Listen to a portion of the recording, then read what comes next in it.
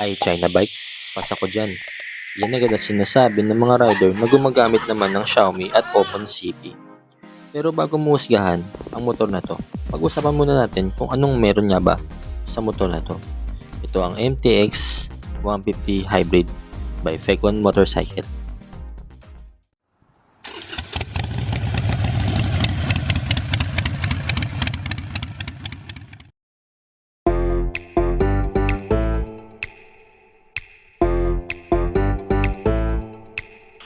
Nice.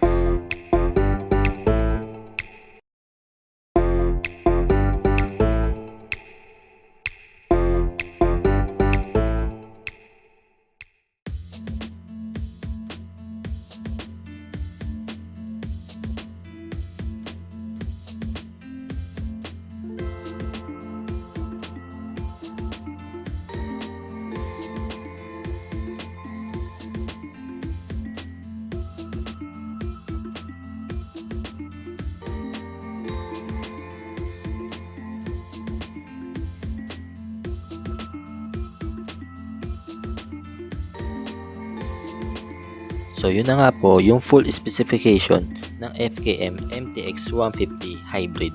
At mamaya iti-test ride natin ang motor na to para makapagbigay naman tayo ng ating first impression ride. Sa ngayon, tingnan nyo muna ang tikas ng motor na to.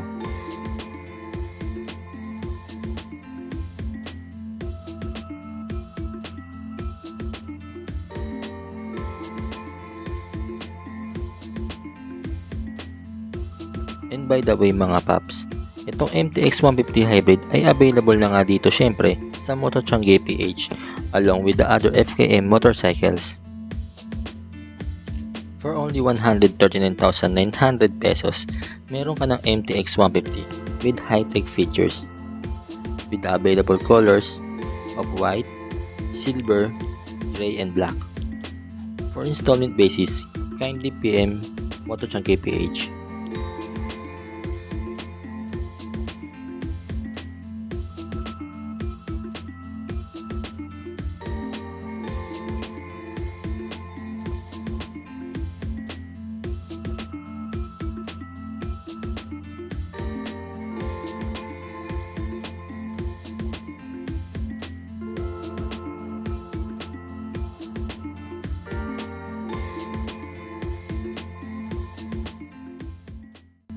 So ito na, sampahan na natin itong motor na to, MTX 150 Hybrid.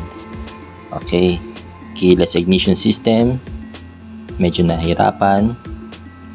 Okay din, nakapagana. Check muna tayo.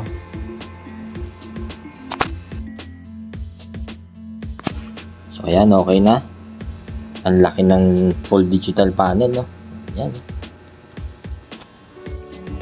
So yung mga tropa natin dito, bibigyan ng konting info. Ayan, bago tayo umarangkada.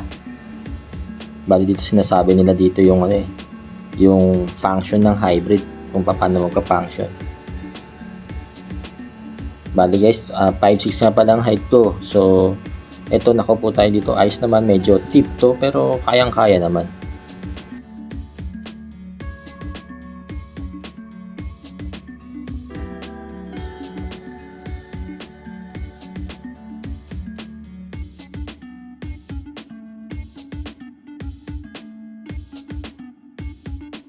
So ito, start na natin.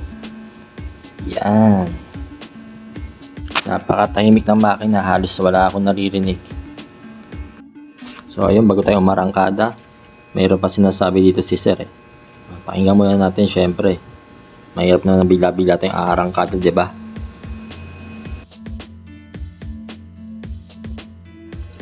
So ayun, okay na. Let's go na.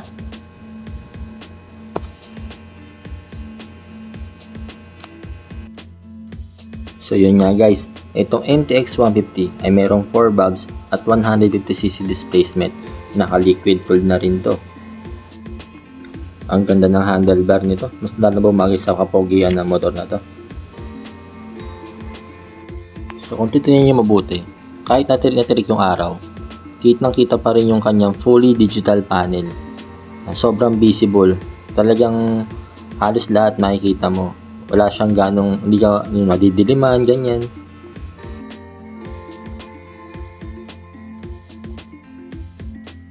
Base sa FKM catalog nga, tumitimbang daw yung motor na to is na 150 kilograms. Pero kapag umaandar ka na, ganyan, hindi mo siya mararamdaman eh. Sobrang gaan niya.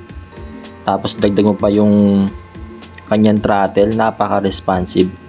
Konting piga mo pa lang, talagang umaano ka na eh. Talagang humahatak na eh, humahataw na siya eh. Kung magkakaroon ako ng ganitong motor, yung side mirror nito, hindi ko napapalitan eh. Saktong-sakto sa akin yung laki niya. Okay siya. Very visible yung makikita mo sa likuran. Ganyan. Tapos dagdag mo pa yung kanyang windshield. Kahit na naka-fix lang yan, eh okay na okay pa rin siya. Kasi yung at least yung mababawasan niya yung wind drag, di ba? Hindi ka ganong stress lalo na pag nasa long ride. Goods na goods to. Pati yung kanyang tires, wala na. Hindi ko na mapalitan to. Kasi yung stock tires niya is CST na. CST brand na siya. So goods na yon. Matibay na at maganda na kapit ng gulong na yon. Bali yung sukat ng gulong nito sa harapan is 110 80 by 14. Tapos yung sa likuran naman niya is 130 by 70 by 13. Yun lang yung medyo ano eh. Okay naman na yun as 13 size ng mags, 'di ba? Pero sana 'di ba ginawa ng FA parehong 40 na siya. Pero syempre, hindi naman tayo engineer, 'di ba? Mas alam ng mga ginawa nila yan para syempre may purpose yung mga ganyan eh. Kaya ginawa nilang yung 14 yung harap, pas 13 yung likod. Yung manibela nito, goods na, hindi siya ganun kahabaan, sakto lang. Very nimble, madaling iiwas sa traffic, madaling iliko-liko. So, kung sa traffic ka, daily use, goods, okay to. Sa araw-araw lang. Shoutout ko lang dito si Brother JC, ano? Yan, yung naka-patio. Iniskortan niya tayo. Tatlong beses niya ako iniskortan eh, kasi 3 units yung tinest drive ko. So, yun din yung abangan ninyo. Meron tayong next pa na mga videos na for FKM models.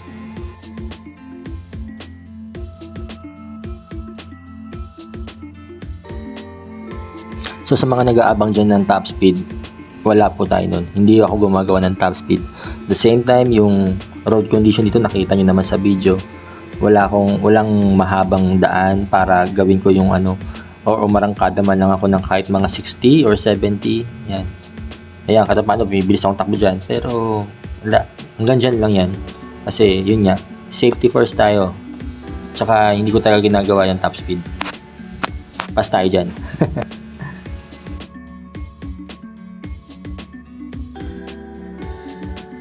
Nakakatuwa rin sa motor na to eh. Kaya maxi scooter talaga siya kasi yung footboard niya, yan. Number 1 din yan, plus din yan. Mas lalo sa mga long ride. Yun yung mainam eh, yung pag nangangalay ka na, pwede mong i-abante yung paa mo para ma-relax, 'di ba? Yan, gamit na gamit yan sa mga mga mahihilig mang long ride diyan. May mga time din dito na habang nagamit ko na itong MTX 150, may mga sudden brakes din ako ginagawa kasi nga para matesting ko rin paano yung kanyang dual channel ABS or yun nga, yung preno niya, goods naman. Medyo for me, yung brake niya, medyo may delay lang konti, siguro mga 0.1 seconds, mga ganun, bago kumagat yung ABS niya. Sa mga paps, present din dito sa motor na to yung TCS or yung traction control system pero hindi natin siya magagamit dito eh. Pero para sa kaalaman din ninyo, yung gamit kasi ng traction control system is yun yung pag sobrang bilis na ng takbo nung nasa likurang gulong ng motor natin, hindi na siya sumasabay. So ang ginagawang function ng TCS is yun para magsabay kayo, magsabay yung gulong doon sa harapan para maiwasan yung mga slippage, di ba? Mga ganun. Banggitin din natin yung Bluetooth connectivity, tire pressure monitoring, at saka yung hybrid power assist para talagang full package talaga itong motor na to.